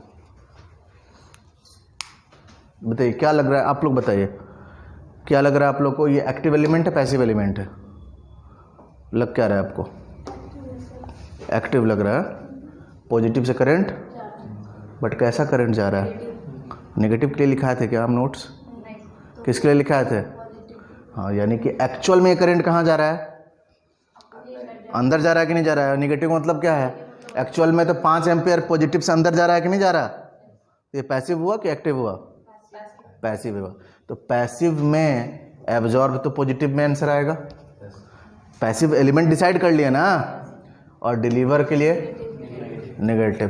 तो कितना हो जाएगा? -50 वाट वोल्टेज इनटू करंट। ये क्या हो जाएगा? +50 वाट। समझ में आ रहा है कि नहीं? क्लियर हुआ कि नहीं? यानी कि इसलिए एग्जांपल करा दिए, कंफ्यूज नहीं रहिएगा आप, कि अगर वोल्टेज का पोलरिटी, वोल्टेज का वैल्यू, करंट का वैल्यू अगर नेगेटिव दिया हुआ है तो उसको पहले पॉजिटिव करके पोलरिटी चेंज करके डिवाइस के बारे में पता कर लीजिए, उस एलिमेंट के बारे में पता कर लीजिए, एलिमेंट कैसे बिहेव कर रहा है, उसके अकॉर्डिंग आपको पता ही है। अगर सिंक होगा तो वो तो एब्जॉर्ब करता है, एब्जॉर्ब भी पूछा जा रहा है तो पॉजिटिव आंसर, करता है एब्जॉर्ब, पूछा जा रहा है डिलीवर तो नेगेटिव आंसर। बोलिए, जो भी बिहेवियर है एलिमेंट का हमें पता है, एक्टिव एलिमेंट डिलीवर करेगा, पैसिव एलिमेंट एब्जॉर्ब करेगा। अगर वो कर रहा है वो काम तो पॉजिटिव आंसर, अगर वो काम नहीं कर रहा और वो पूछा जा रहा है तो नेगेटिव आंसर। क्लियर है? अब कुछ पॉइंट्स हैं हम लोग देखेंगे, जो सर्किट होता है उसमें हम लोग देखेंगे कुछ टर्म्स हैं, जैसे नोड है, ब्रांच है, ठीक है, मेश है, लूप है, क्या होता है इसके ऊपर क्वेश्चन आपसे पूछा जाता है 1 नंबर का, ठीक है ना, हमेशा क्वेश्चन आता है। तो लिखिए node,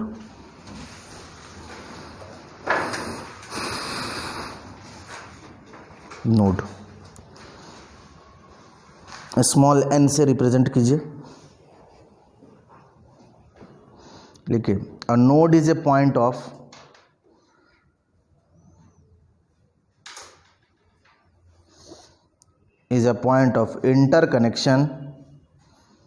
interconnection between two or more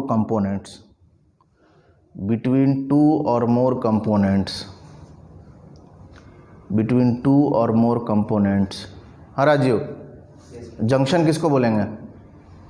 दो या दो से अधिक तो जंक्शन हो जाएगा। तो नोड क्या है फिर?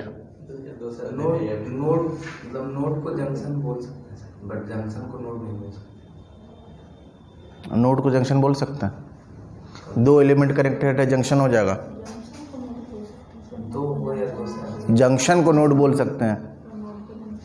जहाँ पे एक से ज़्यादा एलिमेंट कनेक्ट हो रहा है वो क्या बोलाएगा? नोड। अब 3 ठो कनेक्ट हो जाए, 4 हो जाए, 5 हो जाए, 2 कनेक्ट होता है तो उसको जंक्शन बोलते हैं क्या?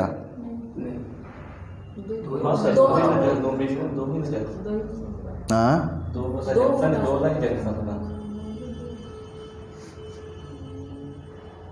सुनिए, तो हम जंक्शन का डिफिनेशन नहीं लिखा रहे हैं, हम नोड से ही काम कराएंगे, इसलिए कि जितना भी नोड होगा वो सारे, जितना भी जंक्शन होगा सब क्या हो जाएगा?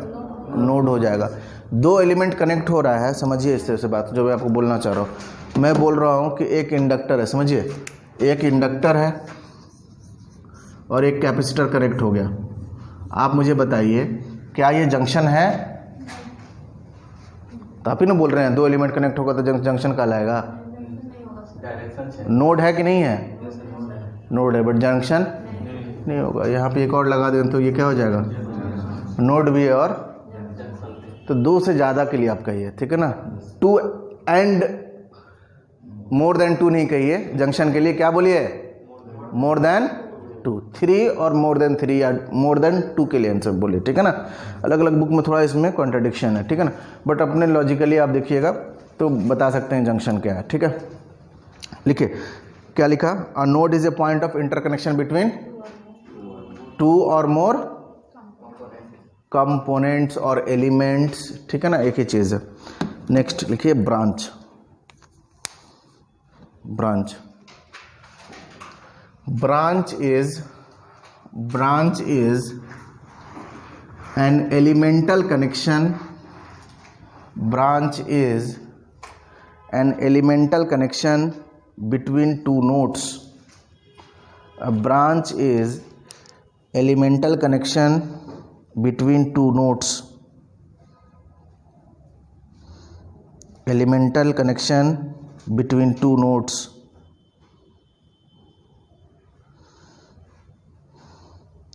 Degree of node. Degree of node.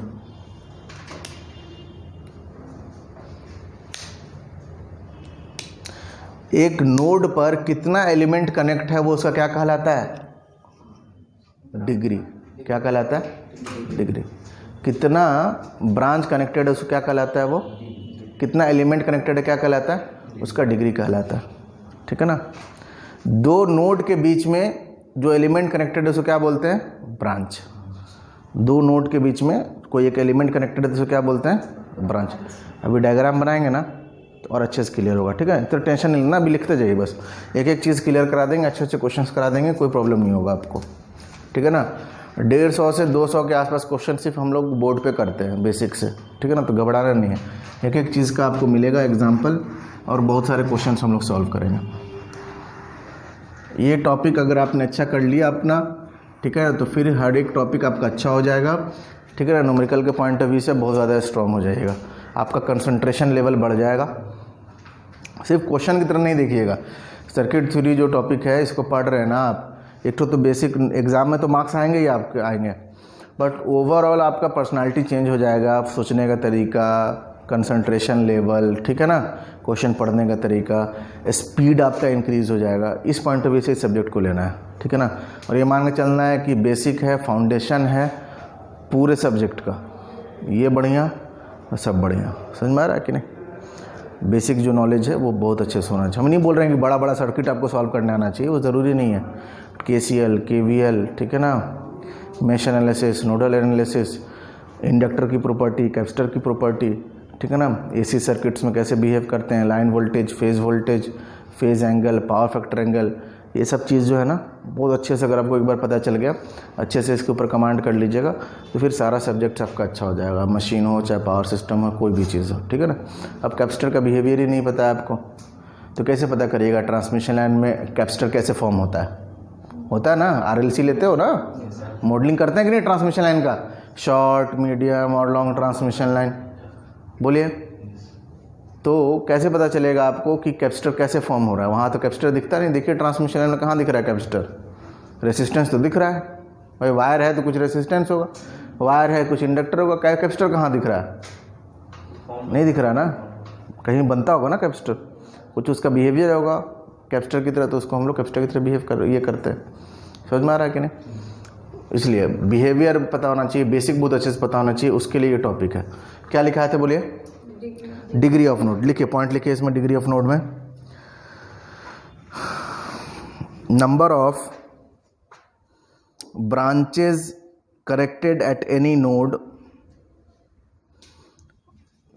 number of branches connected at any node is called its degree। Degree को डेल्टा से दिखाते हैं। किससे दिखाते हैं? डेल्टा से। ठीक है, तो डेल्टा की वैल्यू अगर 2 है, डेल्टा का वैल्यू अगर 2 है तो इसको बोलते हैं सिंपल नोड। क्या बोलते हैं? Simple node. कौन सा नोड बोलिए? Simple node. अगर डेल्टा की वैल्यू ग्रेटर देन 2 है तो इसको बोलते हैं principal node. Principal node, principal node. यानी कि एक नोड पर अगर 2 ही एलिमेंट कनेक्ट हो रहा है तो क्या कहलाएगा? Simple node. और अगर 2 से ज़्यादा एलिमेंट कनेक्ट हो रहा है, 3, 4, 5, 6, तो उसको क्या बोलेंगे? Principal node. तो हम लोग एक लैंग्वेज में ऐसे बोल सकते हैं, principal node is called junction. बोलो, बोल सकते हैं क्या? तो ये NP से इसको रिप्रेजेंट कर देते हैं, इसको हम लोग किससे रिप्रेजेंट कर देते हैं? NS से। क्लियर है? Degree of node. Next point लिखिए। For any circuit, for any circuit और network, for any circuit or network, for any circuit or network, the sum of degree of nodes, the sum of degree of nodes, the sum of degree of nodes, sum of degree of nodes is equal to 2 times of B, 2 times of branch। जितना branch होगा उसका दुगुना होगा। क्या पर लिखे हैं sir हम? सम ऑफ डिग्री ऑफ नोड। बहुत सारे नोड होंगे वहाँ, ध्यान से सुनिए, समझिए बात को अच्छे से, एग्जाम्पल कराएंगे और अच्छे से समझ में आएगा। बहुत सारे नोड होंगे वहाँ पे, बोलिए। सब नोड का अपना अपना डिग्री होगा। उस सारे डिग्री को अगर जोड़ा जाए, वैसे मानते हैं 4 नोड है, ठीक है ना। एक नोड का डिग्री 2 है, दूसरे का 3 है, चौथे का 5 है। तो इन सारे के डिग्री को जोड़ा जाए तो किसके इक्वल होंगे? 2 times of branch, 2 times of number of branches. तो ये इंपॉर्टेंट फार्मूला है आपके पास, sum of degree of node. ठीक है, नेक्स्ट लिखिए लूप।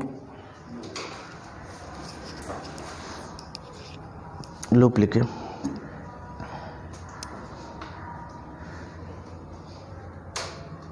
लिखिए, loops are all possible closed path. Loops are all possible closed path of a circuit or network, of a circuit or network, of a circuit or network। ठीक है, अभी समझाएंगे, clear हो जाएगा। नेक्स्ट लिखिए mesh. Loop को capital ये small L से डिनोट कर दीजिएगा, मेश को स्मॉल एम से डिनोट कर दीजिएगा। मेश, MESH, मेश क्या होगा? A mesh is a closed path, a mesh is a closed path, a mesh is a closed path of a circuit और नेटवर्क, और ए सर्किट और network which does not have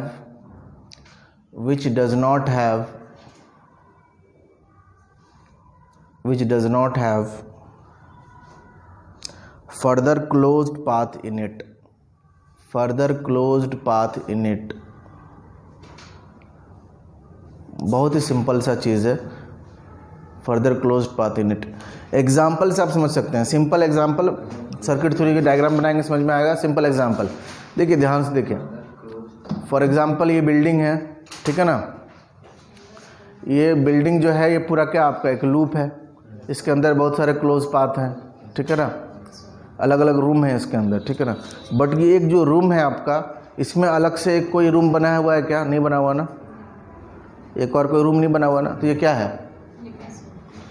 ये आपका mesh है। For example आपका घर में hall है, हो सकता है एक पूजा रूम भी हो, होता है ना पूजा रूम, ठीक है। तो जो पूजा रूम है वो क्या है? मेश है। बट आपका जो हॉल है वो क्या है? लूप है, क्योंकि उस हॉल में एक अपना क्लोज पाथ तो है ही, बट उसके अंदर भी एक क्लोज पाथ है जो आपका पूजा वाला रूम है। समझ में आ रहा है कि नहीं? तो ऐसा क्लोज पाथ का मतलब क्या होता है कि जहाँ से चले वहीं पहुँच गए, उसको बोलते हैं क्लोज पाथ। ए से स्टार्ट किए, ए पर ही टर्मिनेट करके उसको बोलते हैं क्लोज्ड पाथ, ठीक है ना। तो ऐसा पाथ जिसके अंदर फिर से कोई पाथ नहीं बन सकता, उसको क्या बोलते हैं? मेश। और लूप क्या होगा बोलिए? डिफरेंट डिफरेंट पाथ्स होंगे, ठीक है, क्लियर है। तो जो यानी एक लूप में बहुत सारे मेश हो सकते हैं, बट एक मेश में एक ही क्लोज पाथ होगा, एक ही लूप होगा। समझ में आ रहा है कि नहीं? ठीक है, नोट करके कुछ पॉइंट्स लिखिए।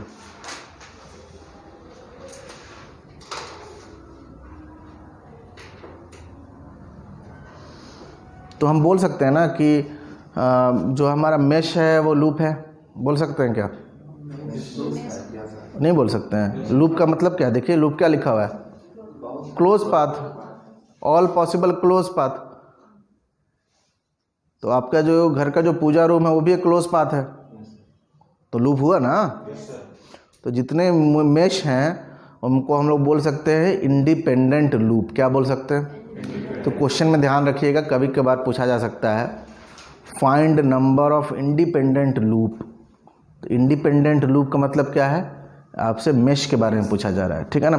तो नोट करके 3-4 इंपॉर्टेंट पॉइंट्स हैं जहाँ से क्वेश्चन बनेगा, उसको लिख लीजिए। तो डिफिनेशन है, डिफिनेशन से बहुत ही कम चांस होता है क्वेश्चन बनने का। डायग्राम बना के दिया जाएगा या फिर अभी मैं लिखा रहा हूँ वहाँ से क्वेश्चन आ सकते हैं। लिखिए पहला पॉइंट, लिखिए इसमें नोट करके पहला पॉइंट, फॉर एनी सर्किट और नेटवर्क, फॉर एनी सर्किट और नेटवर्क, फॉर एनी सर्किट और network, number of mesh is equal to, number of mesh is equal to m is equal to b minus n plus 1, b minus n plus 1, b minus n plus 1। b क्या है यहाँ पे? Branch, n क्या है? Node, ठीक है ना। Next point लिखिए, the minimum number of KVL equation required, the minimum number of KVL equation required to solve any circuit, to solve any circuit, the minimum number of KVL equation required to solve any circuit, to solve any circuit और network is equal to m, is equal to m। और m कितना है? b minus, लिख लीजिए m is equal to b minus n plus 1, ठीक है, clear है इतना? यानी कि minimum number of KVL equation required equal to number of mesh, ठीक है। नेक्स्ट पॉइंट लिखे, meshes are specifically called as, meshes are specifically called as independent loop, independent loop, independent loop। next point, next point, all meshes are by default loops. All meshes are by default loops, but all loops are not meshes. But all loops are not meshes. All meshes are default. All meshes are by default loops, but all loops are not meshes. ठीक है ना। तो question एक ये भी पूछा जा सकता है आपसे कि minimum number of KVL equation required, तो लिख लिया आपने, मेश के इक्वल होगा।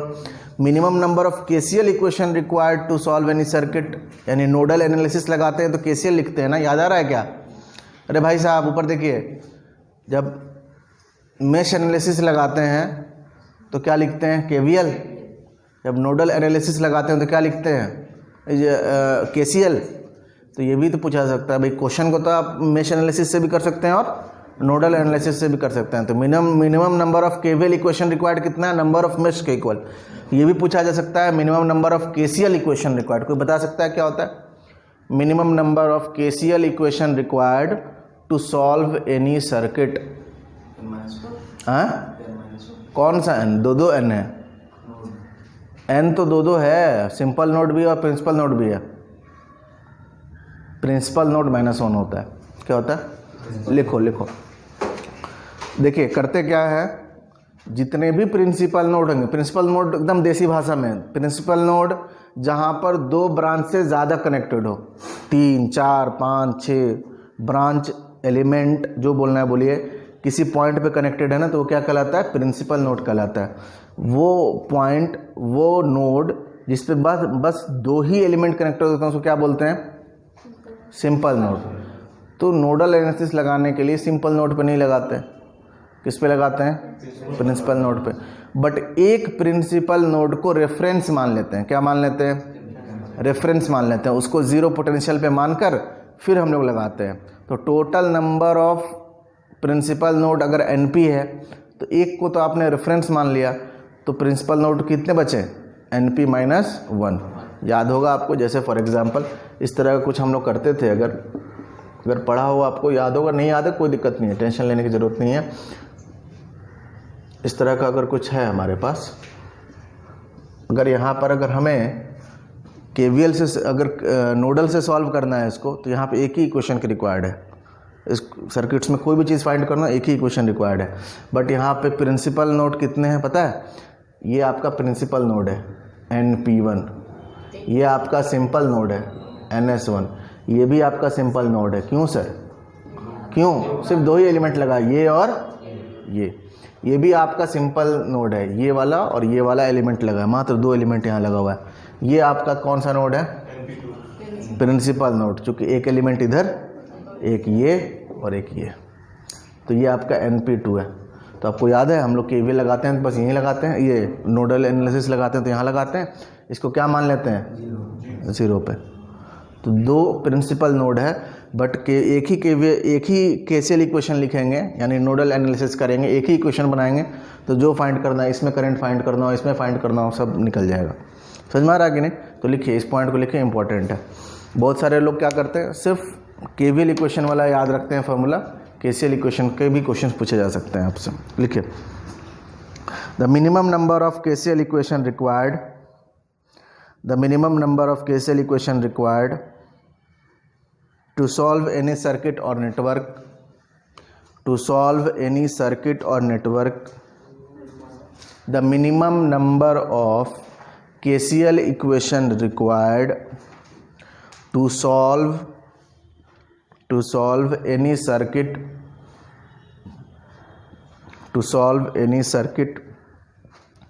or network is NP - 1, NP - 1, NP - 1। NP क्या है वहाँ पे लिख लीजिए, क्या है? Principal node. लिख लीजिए वहाँ पे NP - 1। कभी कभी ऐसा होता है ना, जितने नोड होते हैं सारे प्रिंसिपल नोड्स होते हैं, तब तो वहाँ पे फिर N ही हो जाएगा, N - 1। समझ में आ रहा राजीव? नहीं तो गलती क्या करोगे तुम कि जब केवीएल इक्वेशन फाइंड करोगे तो वहाँ n का वैल्यू रखोगे ना तुम, वही n तुम यहाँ भी डाल दोगे। बोलो डालते कि नहीं डालते? n तो n है ना, सेम n डाल देते। केवीएल इक्वेशन पूछा जाता मिनिमम, तब भी तुम जो n का वैल्यू लेते वहाँ पे वही वैल्यू यहाँ ले लेते, आंसर तुम्हारा क्या हो जाएगा? गलत हो जाएगा। इसलिए वो गलती नहीं करना है। चलिए अब कुछ सर्किट्स में जितनी चीज़ पढ़े हैं हम लोग, सर्किट्स के थ्रू जो डायग्राम बना के आपसे पूछते हैं, नोड बताइए, लूप बताइए, मेश बताइए, सम ऑफ डिग्री ऑफ नोड्स बताइए, ठीक है ना, minimum number of KVL equation, minimum number of KCL equation, यानी एक क्वेश्चन में 7 चीज़ आपको बतानी है, 7 से 8 चीज़ें, ठीक है। तो बताइए, चलिए क्वेश्चन लीजिए, एकदम आसान क्वेश्चन से स्टार्ट करते हैं। पहला क्वेश्चन,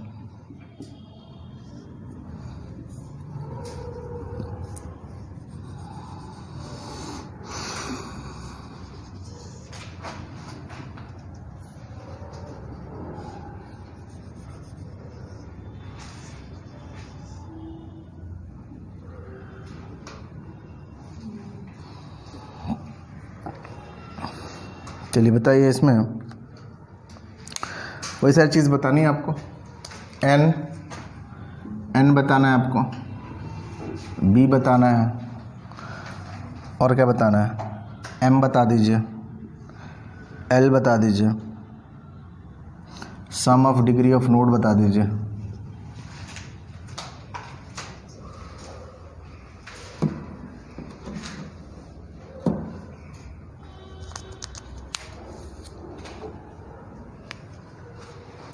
बोलिए।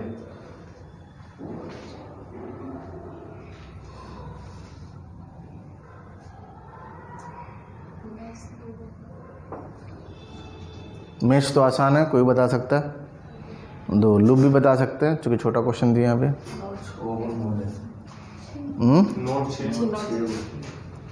ध्यान से देखिए, ये NP है, NS1 है क्या? ये भी NS1 है क्या? Simple node 1। NS2 है क्या? ये क्या है, NP1 ले लें क्या?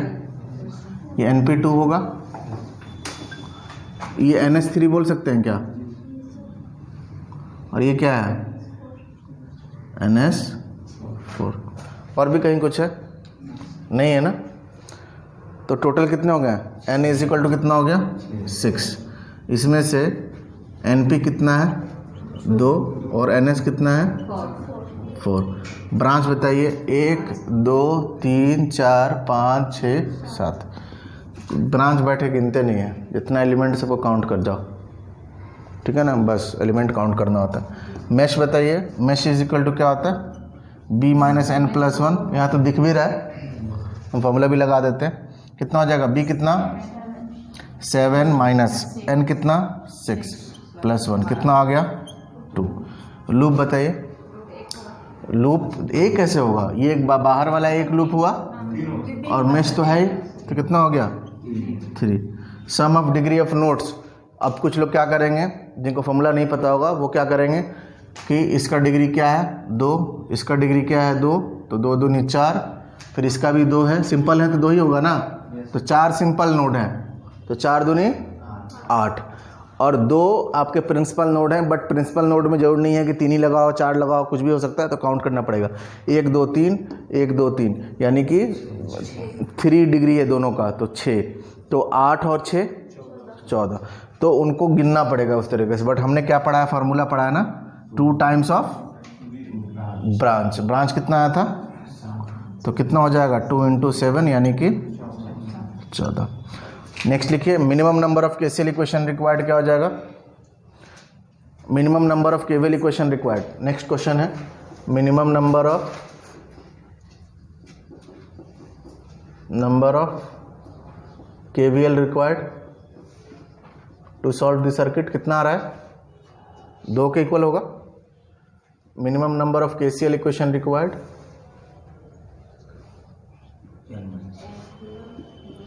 केसीएल कितना हो जाएगा? बोलो।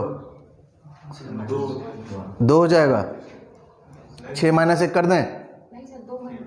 2। हाँ, NP माइनस 1 कितना लिखेंगे? NP माइनस 1 कितना? 1 रिक्वायर्ड है। समझ में आ रहा है कि नहीं? अगर आप यहाँ n ले लीजिएगा तो कितना हो जाएगा 5 होगा। इसलिए क्वेश्चन लिखने की जरूरत है क्या यहाँ पर? अब ये सिंपल सा डायग्राम को दिए हैं, आसान वाला, सबसे आसान वाला, ठीक है ना। और आपके एग्ज़ाम में जो क्वेश्चन आएगा 99.9% चांसेस हैं कि आपसे ये पूछा जाएगा, ठीक है।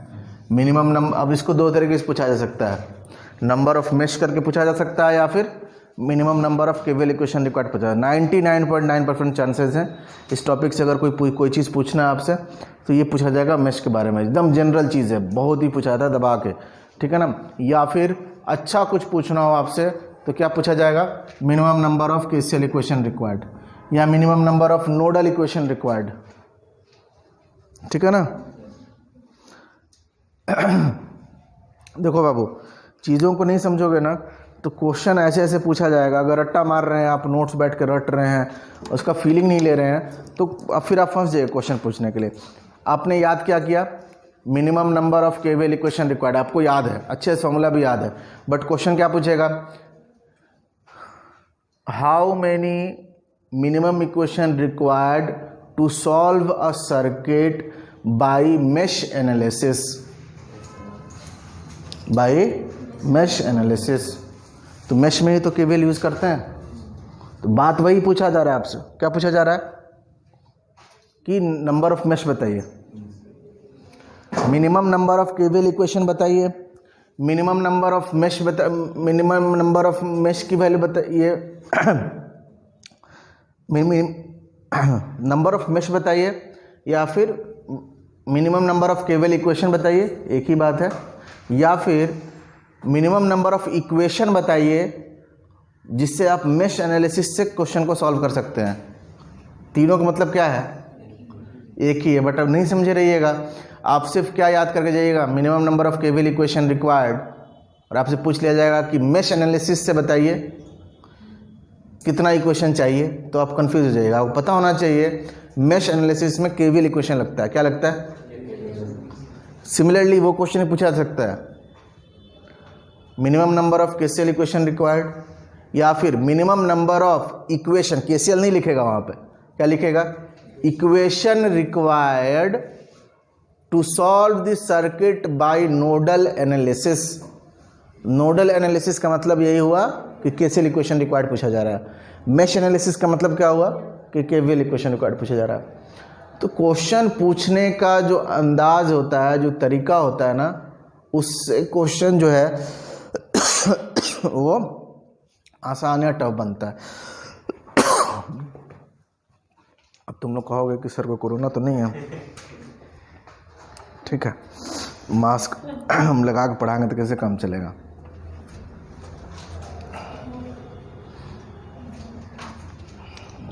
ठीक है, क्लियर है इतना, बोलिए। एक क्वेश्चन और देते हैं फिर आपको छोड़ देंगे। कितना टाइम हो रहा है, टाइम बताइए तो। हाँ, अभी थोड़ा आईटीआई का एग्ज़ाम चल रहा है यहाँ पे, तो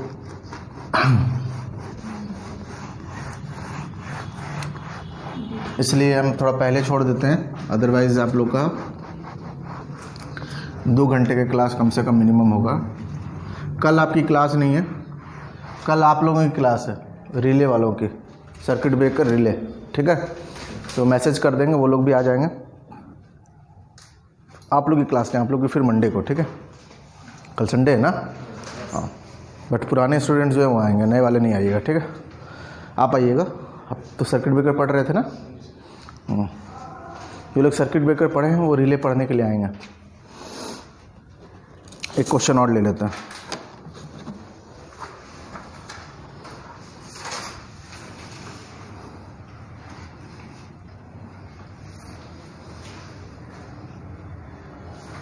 बड़ा क्वेश्चन लेते हैं सिर्फ कंसंट्रेशन बढ़ाने के लिए आपका, कि थोड़ा सा, बट क्वेश्चन ऐसा ही आएगा जो दिया ना, सिंपल क्वेश्चन।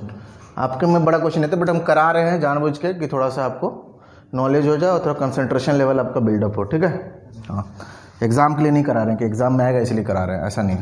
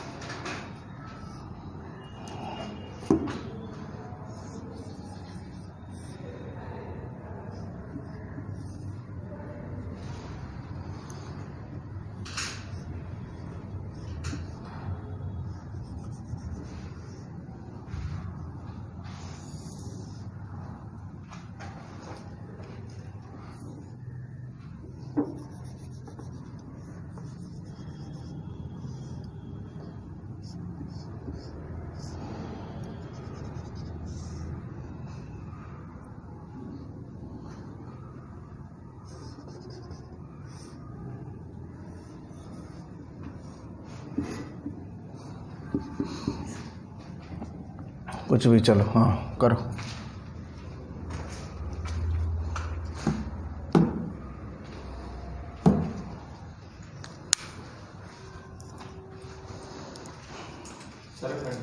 क्योंकि पिछले क्वेश्चन में आप क्या कर रहे थे, पिछले क्वेश्चन में आराम से आपने देख के बता दिया था कि मेश इतना है और नोड इतना है, इसलिए एक बड़ा क्वेश्चन दिया है जिसमें आपको सिखा सके हम कि आपको काउंट नहीं करना है।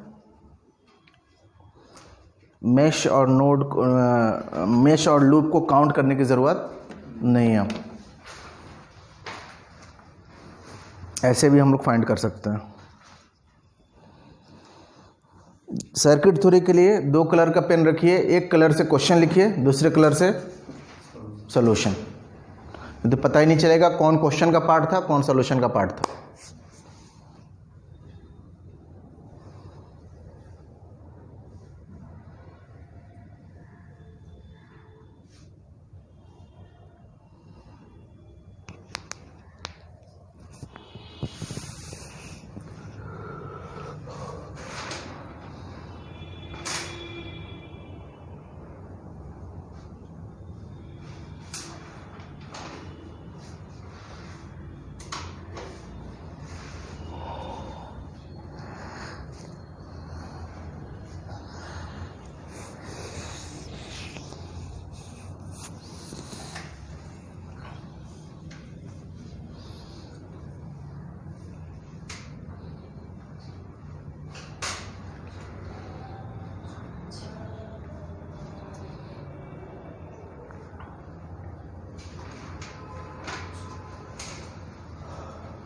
बताइए, सारी चीज़ बताने हैं आपको। एन बताना है, एम बताना है, एल बताना है, फिर minimum number of KVL equation, minimum number of KCL equation required बताना है, degree of sum of degree of nodes बताना है।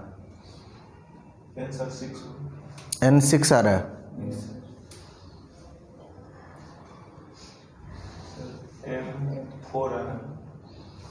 एम 4 आ रहा है,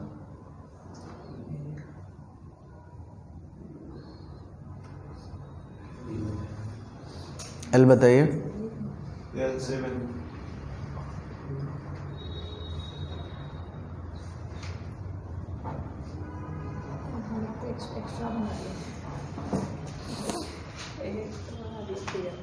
देखो ऊपर देखो भाई, इस लोग ऊपर देखिए, ऊपर देखिए, ऊपर देखिए। इसका मतलब डिफिनेशन नहीं पढ़े हैं सर आप। ये भी एक नोड है, बोलो एलिमेंटल कनेक्शन। डिफिनेशन क्या था? नोड किसको बोलते हैं? 2 एलिमेंट अगर कनेक्ट करने वाला पॉइंट क्या है? नोड है। तो ये एक सिंपल नोड है कि नहीं? NS1। ये भी एक सिंपल नोड है कि नहीं? NS2। ये भी एक सिंपल नोड है क्या? अरे बोलो भाई, ये भी एक सिंपल नोड नहीं है? अरे एलिमेंट है कि नहीं है? NS3 ये क्या है? NS4 ये क्या है? NS5 ये क्या है? NS6। बोलो, ध्यान से देखो, ध्यान से देखो, ऊपर देखो। हाँ, NS7 होगा क्या? ये NS8 है क्या?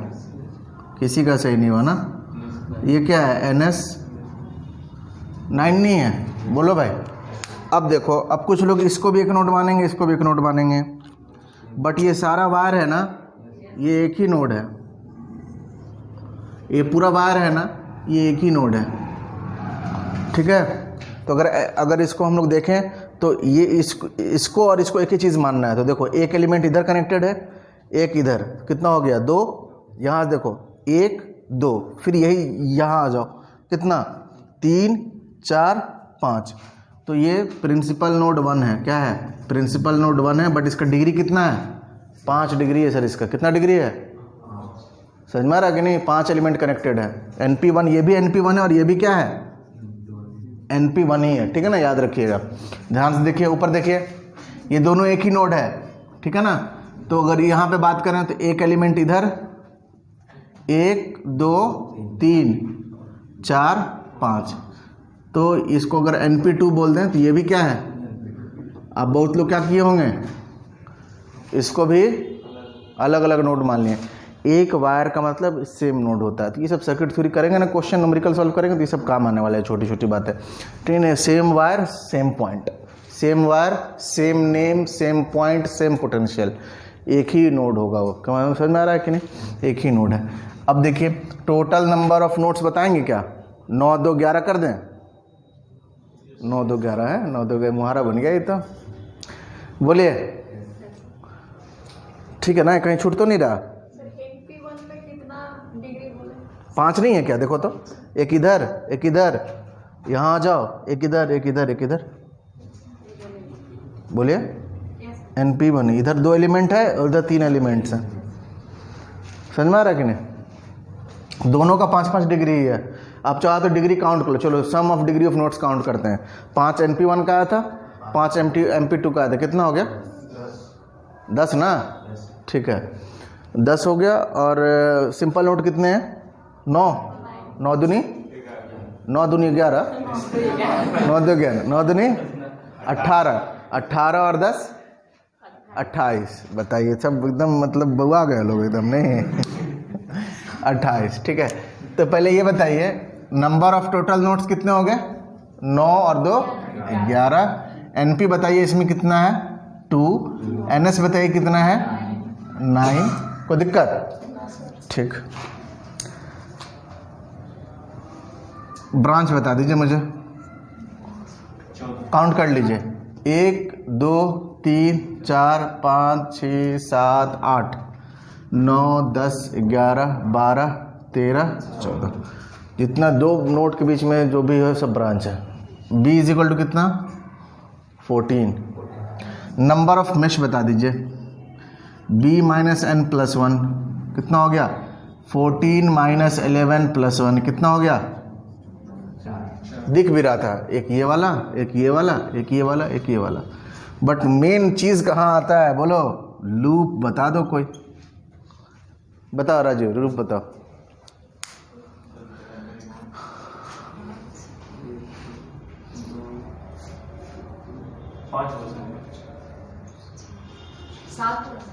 कितना है? हम बताते हैं कितना है। 4 + 3 + 2 + 1, ये इतना ही है। 4 3 7 2 9 1 10, 10 ठो लूप है। अब काउंट करते रहना, घर पे जाके प्रूफ करना है कि नहीं। ठीक है ना, हम यहाँ नहीं करेंगे। ठीक है, ट्रिक क्या है? जितना भी नंबर ऑफ मेश आए, मेश तो निकाल सकते हो, ब्रांच काउंट कर सकते हो, नोड काउंट कर सकते हो। कितना ही बड़ा सर्किट हो, ब्रांच नोड काउंट करने में कोई दिक्कत नहीं है। मेश फार्मूला से आ जाएगा, काउंट करने की जरूरत नहीं है, मेश फार्मूला से आ जाएगा। B और N पता है तो लूप निकालने के जितना भी मेश आया ना, वहाँ से शुरू करो, उससे एक कम नंबर, उससे एक कम नंबर, उससे एक कम नंबर करते करते कहाँ तक? 1 तक जाना है, जोड़ देना है।